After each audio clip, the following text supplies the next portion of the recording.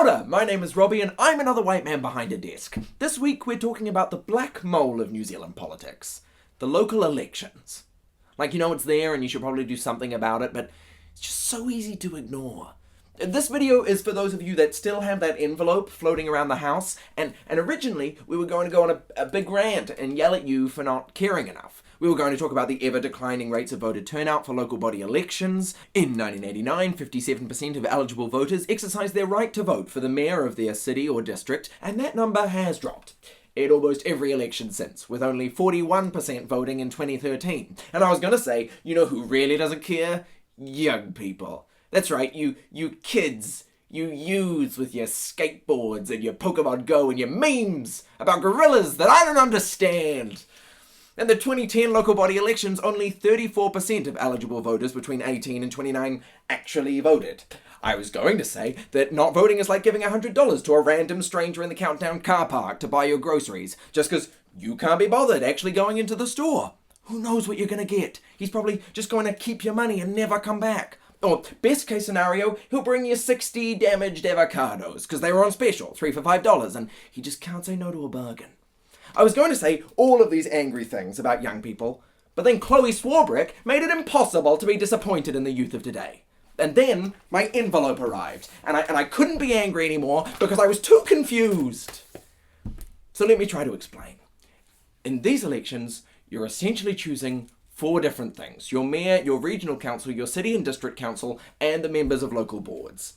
Unless you live in these areas, in which case your regional and city council is just one big old mess. To give you a rough sense of what these people do, if you were at Hogwarts, then the mayor would be Dumbledore, your councillors would be the different professors and their different subjects, and your local board would be the prefects of your house. You also might be voting for your district health board and licensing trusts, which means you're also deciding who tells Madame Pomfrey what to do, and who controls the fire whiskey. Now, I know what you're thinking. Oh, this is all very patronising. Just because I'm young doesn't mean you have to describe everything like it's Harry Potter. And to that, I say my Patronus is a black stallion. So unfortunately, I'm too strong and fabulous to listen to your complaints. Now, throughout most of the country, local elections operate under a simple first-past-the-post system. You put a tick next to your favourite mayor and some of your favourite couple of councillors and board members, and you're done. The people with the most ticks win. Couldn't be simpler. But just when you thought democracy could be straightforward, along came the single transferable vote to fuck with your shit. Local authorities around the country were given the option of using STV instead of first past the post for the 2016 elections, but most seem to have recognised that for a democratic process already struggling to capture the interest of the wider public, making the act of voting more complicated would be the worst decision you could possibly make. But for whatever reason, some local authorities thought their constituents might be up for a challenge. So, congratulations if you're voting in any of these areas. You have a whole new way of voting to get your head around. Everybody else, just feel free to practice your ticking while I explain this next bit. Fun tip, draw a V, then make the second side slightly longer. Under STV, you rank as many candidates as you want, from your favourite to your least favourite. At the start of the count, only everyone's first preference votes are tallied up, and whichever candidate comes last is eliminated from the vote. Now, if your first vote was eliminated, they count your second choice. This process repeats until one candidate has a clear 50% majority of all the votes, and then they are declared the winner. The advantage of STV is that you never waste your vote. Even if your first choice was crazy unpopular, your vote still counts through your list of other preferences, which turns out to be good for minority representation.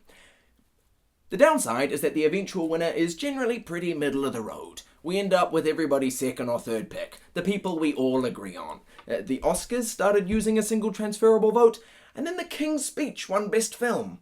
So fine, but you know. Basically, everywhere in the country, the voting papers are different. Some are FPP, some are STV, some are a confusing mix of both, and I wouldn't be surprised if Danny Burke elected their councillors by physical combat. If you want your vote to count, the best thing you can do is read your voting papers very carefully before filling them out. It doesn't have jokes smattered through it, but you're going to do it anyway. Look, the whole thing is very confusing, but the people elected on October 8th are going to be making big decisions about the city or town that you live in that will affect your daily life. And even if you don't vote, you're still paying for these big decisions. The main reason old people care about local elections is because they own houses. Okay, so they have to pay rates. And you might be thinking, oh, great news. I don't have to pay rates because I don't own a house. Another victory caused by my low wages, student loan debt, and absurd house prices. But if the council raises rates, baby boomers aren't just going to take it on the chin. They're baby boomers. These are the people that tried to get rid of public health care. You better know they're raising your rent. But lower rates means regional councils have less to spend on preparing for tsunamis and looking after our rivers, and district councils have less to spend on water and roads and shit, by which I mean sewerage. You might be wondering why, if this is so important, why do you know so little about it? Well, it's hard for the national media to cover local elections, and candidates know that young people don't vote. So they don't really bother appealing to you. And even when they do, they're not very good at it. Whether you're a hip-hop artist, a scientist, or a business person. Because Phil knows that they are the three main vocations that today's youth aspire to. Vic Crone has even tried to actually meet some young people, and she managed to find 3. Good for you, Vic. 7 subscribers, well earned. New Zealanders between the ages of 18 to 29 make up 21.8% of the whole voting population. So in terms you kids can understand, if One Direction were all of the eligible voters in New Zealand, then you guys would make up slightly more than one whole member of the band. And clearly you're the coolest one. You're Zayn, and New Zealand can't cope without you. So we want to make it easier for candidates to reach out to young people. In fact, we're making it as easy as possible. We're telling them to just say please. We've been telling candidates to go to Twitter or Facebook and put together a post with the hashtag Please Wellington or Please Nelson or whichever tag is appropriate for you, to link to their policies and explain why you should vote for them. So go, search for your hashtag and read your terrifying voting papers. And vote. Now. Do it.